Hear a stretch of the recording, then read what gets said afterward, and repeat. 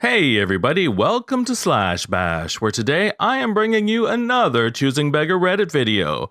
If you are new to the channel, then subscribe and click on notifications so you don't miss out on the fun. In our first story, a choosing beggar buys some AirPods, then claims they are fake, so wants a refund. But really, shouldn't she also be able to keep them as well? That's the choosing beggar way. Let's jump right in. So my older sister and brother-in-law buy expensive stuff that they either don't like or don't use and never send back. They're lazy.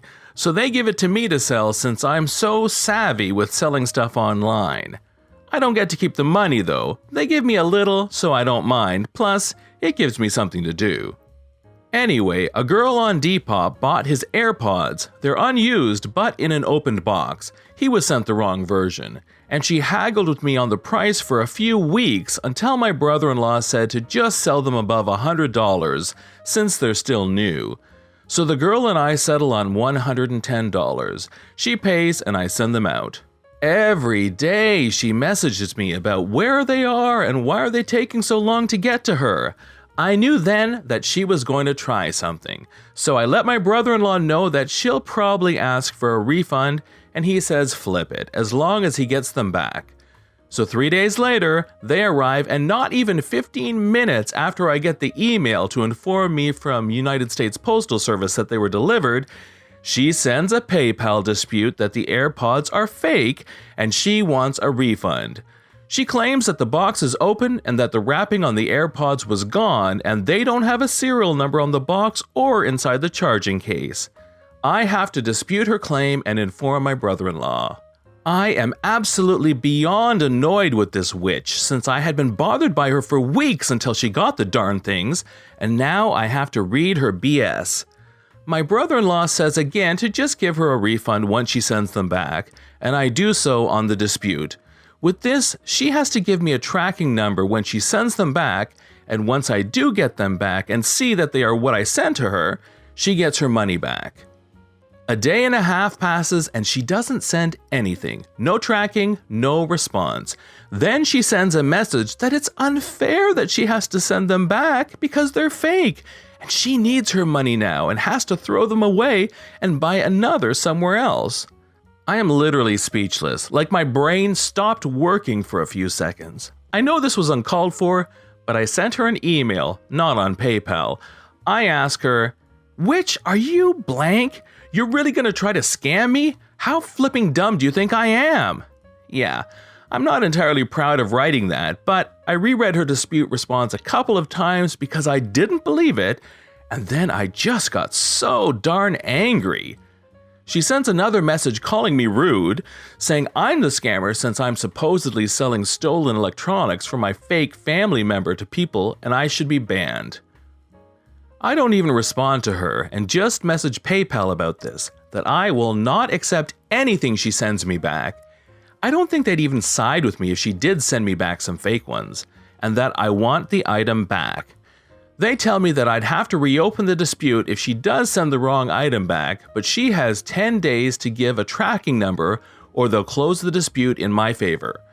Well, she sends one more message. "At least give me a partial refund for calling me names."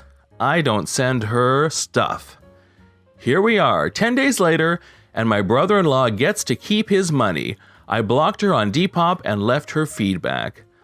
Apologies for how this was, but the dispute just closed, and I am annoyed just thinking about it after sending my brother-in-law his money. Story 2 shows us a sneaky choosing beggar who tries to trick our original poster into buying her groceries. I guess she expected he wouldn't notice. This happened just an hour ago, and I'm laughing at the insanity and absurdity of the situation. So, as everyone is painfully aware, there's a little situation going on in the world and we're on lockdown, with the exception of going out for essential shopping. So some backstory. My Nan and I are close. She's the 5th member of our family. Mom, Dad, me, my brother, and my Nan. And she's elderly disabled and asthmatic, so she's high risk and vulnerable. Now, I'm also severely asthmatic and I probably shouldn't be going out shopping, but for my Nan, I'm willing to risk it. So I go out to do her shopping at Morrison's. She gives me her shopping list and I get what she needs out of what's available. Side funny story, the toilet roll aisle was fully stocked and I was shocked. I don't get why people are so obsessed with toilet roll, but if that's what people panic by in this situation, at least future history lessons and exams will have ridiculous questions, and my grandkids in the future can ask about it and I can have a laugh. Anyway, onto the story. So like at most stores, there's markings to help with social distancing and keeping people safe. So this choosing beggar started off by ramming me with her trolley while I was waiting to scan my items and pay, and was invading my personal space. Very rude. So I began placing my items on the till and she's just glaring at me for some reason and muttering to herself about me hurrying up. I place the divider and go to start bagging my items. I'm sorry, I didn't realize I had to rush for you. So as I'm bagging my items and about to pay, the cashier continues scanning strange items that I know I wasn't buying. I asked the cashier, "What's going on? Those aren't mine." And the cashier is confused, saying there's no divider. I look up and this choosing beggar has removed the divider and now her items were being scanned and added to my bill. I tell the cashier and she starts to remove the items and sort the mistake. This is when the choosing beggar goes insane. "Excuse me, what are you doing?"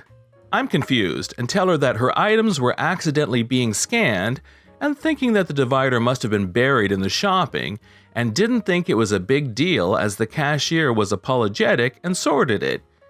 "You need to pay for my shopping." I'm just shocked and simply say, "What?" She glares at me. "My items were being scanned on your shopping, so you have to pay for them. And since you're paying for some, now you must buy my whole shopping." I give the cashier a look and am absolutely gobsmacked. "What makes you think I'm going to buy your shopping?" She scoffs and continues on about how a few mistakes means I have to pay. I pay for my items and she still stood there expectantly waiting for me to pay for her shopping. I begin to walk away and she screams for me to come back. People are now staring, so I turn and say, "Lady, I don't know you and I don't have to buy your shopping for any reason." She then screams for security and feeds them some lie about me having to pay for her shopping. He calls me over to ask what was happening and I told him. She then went on admitting she removed the divider thinking I wouldn't notice and I'd pay for her. Thankfully, the security guard just looked at her and told her the same thing I said, that I didn't have to buy her groceries. As I began to walk away, she was screaming at the cashier, saying she didn't have any cash or cards on her to pay and was demanding her to honor some expired coupons. I left before anything else, so I don't know how it ended. So this woman thought she was entitled to her shopping, and I had to pay for it because she didn't have any way to pay for it. Honestly, how could you be so stupid to not bring a means of paying for shopping? I'm wondering if she tried it before and whether it worked on other people. I ain't buying someone else's shopping for no good reason. Thanks for reading, and I hope you all have a wonderful day. Story 3 gives us a choosing beggar student who demands the money from a school tournament even though she didn't participate. These choosing beggars are starting younger and younger. A few weeks ago in England, my school was participating in a prestigious local competition and we needed a team of 6. So 6 people got asked, choosing beggar, a nice friend, me, and 3 others who aren't relevant to the story. Anyway, we started working on this project around our school and choosing beggar started asking a load of questions to our teacher like, "Will we get money for winning? And if we do get money, how much?" And teacher responded to those questions with the answer, "Yes, and I don't know, choosing beggar, why do you ask?"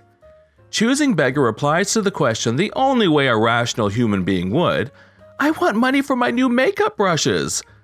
My nice friend then intervenes and says, "How much is that, choosing beggar?" And choosing beggar replies, £300. Then we carry on, with our thinking nothing big of the conversation. After that, we got on with our project, but a month until the project and choosing beggar stopped showing up to meetings about the project. Then we got to the day of the final, where we present our project. We were boarding the minibus to leave when Choosing Beggar comes running up to us and starts to board. She gets stopped by the teacher. "Where are you going, Choosing Beggar? You aren't allowed on because your parents haven't signed the consent form."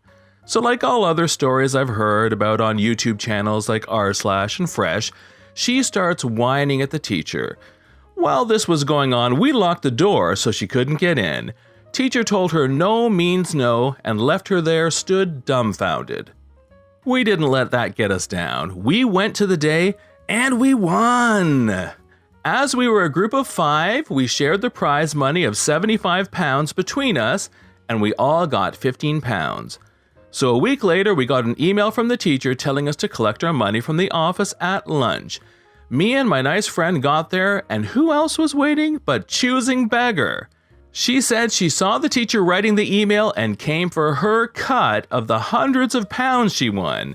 And at that moment, the receptionist asked us why we were there. My nice friend said, "We are here to collect our money from the teacher." The receptionist replied, "Ah yes, what are your names?"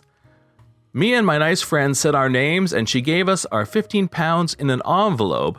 Then Choosing Beggar said her name and the receptionist said in the kindest way possible, "Sorry, Choosing Beggar, there is no envelope for you here." Me and nice friend sensed what was about to happen and left, but not before we heard Choosing Beggar whining, "I want my money! How will I get my makeup brushes?" This has been John from Slash Bash. Thanks for watching. If you've enjoyed the video and want to see more of them, then please hit that subscribe button. We'd love for you to drop a like and share it with your friends, and we will see you in the next one.